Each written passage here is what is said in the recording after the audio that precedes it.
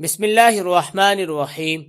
بخاری و مسلم میں بنی اسرائیل سے ایک قاتل کا واقعہ نقل کیا گیا ہے کہ حضور اکرم صلی اللہ علیہ وسلم نے اللہ کے یہاں توبہ کی قبولیت سے متعلق صحابہ کرام رضوان اللہ علیہم اجمعین کے سامنے بنی اسرائیل کے ایک قاتل کا نہایت خوبصورت اور ایمان افروز واقعہ بیان فرمایا کہ بنی اسرائیل میں ایک شخص چوری ڈکیتی اور قتل میں بہت مشہور تھا اور نہایت معمولی بات پر کسی کو قتل کر دیتا تھا۔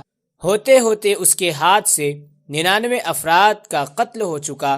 اس کے بعد اس کے دل میں احساس پیدا ہوا کہ مجھے بھی تو اللہ تعالیٰ کے یہاں جانا ہے۔ چنانچہ یہ فکر بڑھتا رہا اور لوگوں سے معلومات حاصل کرتے ہوئے سرگرداں پھرنے لگا، کیا میری توبہ قبول ہو سکتی ہے یا نہیں؟ کسی عالم شخص سے ملاقات کی فکر ہوئی کہ معلوم کیا جائے کہ ایسے شخص کی توبہ قبول ہو سکتی ہے یا نہیں۔ لوگوں نے ایک عابد شخص کے پاس جانے کا مشورہ دیا۔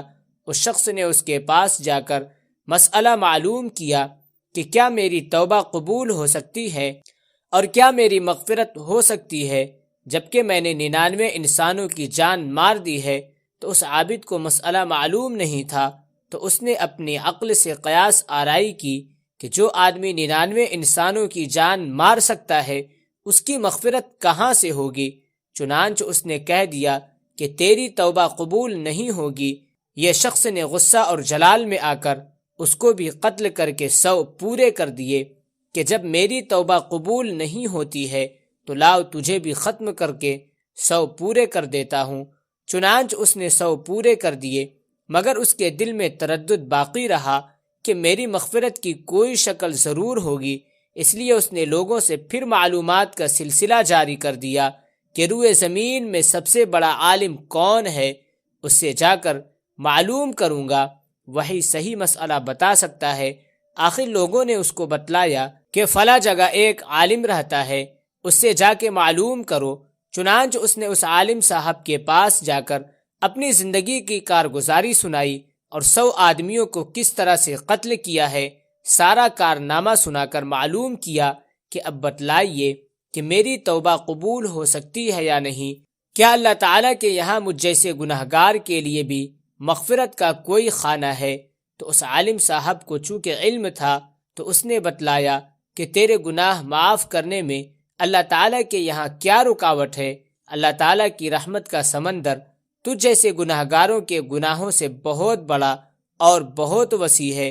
چنانچہ اس عالم صاحب نے مشورہ دیا کہ تم فلاں جگہ سفر کر کے جاؤ، وہاں کچھ اللہ تعالیٰ کے بندے رہتے ہیں، ان کا مشغلہ صرف اللہ تعالیٰ کی عبادت ہے، ان کے ساتھ مل کر اللہ تعالیٰ کی عبادت کرو اور نادم ہو کر اپنے گناہوں کی معافی مانگو، انشاءاللہ تمہاری مغفرت ہو جائے گی۔ جب اس شخص نے آدھا راستہ طے کر لیا تو ملک الموت آ گئے اور اس کی موت ہو گئی۔ اب اس کی روح لے جانے کا مسئلہ کھڑا ہوا۔ آسمانوں سے رحمت کے فرشتے بھی آئے اور عذاب کے فرشتے بھی۔ رحمت کے فرشتے کہنے لگے کہ اس کی روح لے جانے کا حق ہم کو ہے، اس لیے کہ یہ سچے دل سے تائب ہو کر عبادت کے لیے جا رہا ہے۔ اور عذاب کے فرشتے کہنے لگے کہ اس کی روح لے جانے کا حق ہم کو ہے، اس لیے کہ اس شخص نے کبھی کوئی نیک کام کیا ہی نہیں، پوری زندگی معصیت میں گنوا دی ہے۔ اسی دوران آسمانوں سے آدمی کی شکل میں ایک فرشتہ آیا۔ بعض روایات سے معلوم ہوتا ہے کہ یہ آنے والا فرشتہ حضرت جبرائیل امین علیہ السلام تھے۔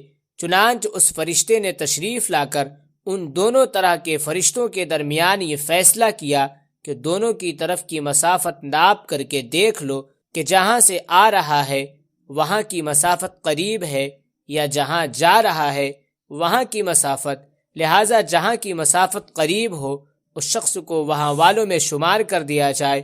چنانچہ دونوں طرف کی زمین ناپ کر دیکھی گئی تو جہاں جا رہا تھا وہاں کی مسافت جہاں سے آ رہا تھا اس کے مقابل میں صرف 1 بالشت قریب ہے۔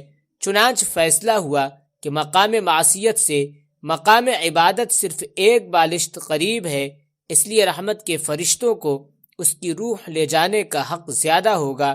چنانچہ اللہ تعالیٰ کی طرف سے اس کی مغفرت کا اعلان ہو گیا۔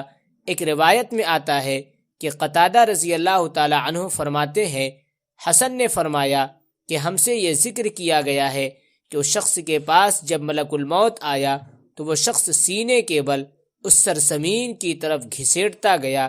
حدیث قدسی میں آتا ہے کہ میں اپنے بندے کے ساتھ اس کے گمان کے مطابق ہوتا ہوں، اور وہ مجھے جہاں بھی یاد کرے میں اس کے ساتھ ہوں۔ بخدا اللہ تعالیٰ اپنے بندے کی توبہ سے اس سے زیادہ خوش ہوتا ہے جتنی خوشی تم میں سے کسی ایسے شخص کو ہوتی ہے جس کا جانور بیابان میں گم ہو کر پھر اسے مل جائے، اور جو شخص ایک بالشت میری طرف آتا ہے میں ایک ہاتھ اس کے قریب ہو جاتا ہوں، اور جو شخص ایک ہاتھ میرے قریب آتا ہے میں اس کے ایک باع یعنی پھیلائے ہوئے دونوں ہاتھوں کے درمیان کی مسافت قریب ہو جاتا ہوں، اور جب وہ میری طرف چل کر آتا ہے تو میں اس کی طرف دوڑ کر آتا ہوں۔